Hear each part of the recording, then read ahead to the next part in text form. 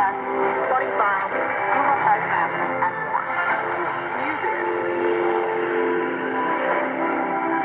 25 minutes past the hour, the Ethiopian government declared an immediate unilateral truce in the current conflict to allow aid into the northern Tigray region. The government said in a statement it hopes the truce with the Tigrayan forces will substantially improve the humanitarian situation on the ground. It further said it hopes the truce will also pave the way for the resolution of the conflict in northern Ethiopia without further bloodshed. The United Nations has welcomed the announcement. It said more than 90% of the 5.5 million Tigrayans in the region need food aid.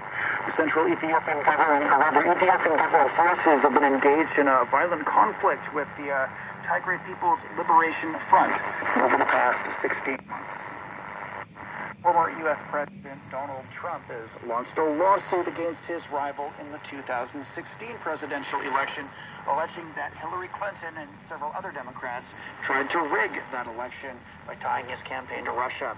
The lawsuit covers a long list of grievances the Republican former president repeatedly aired during his 4 years in the White House. Trump continues to claim that his 2020 election defeat by Joe Biden was the result of widespread fraud. The suit also alleges racketeering and a conspiracy to commit injurious falsehood.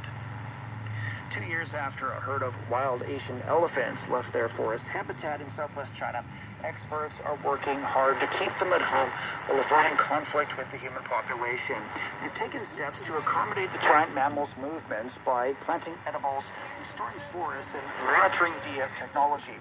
Rangers on the reserve are also working to ensure the animals have access to nitrate-rich ponds, which can provide them with vital minerals as well as water to play in.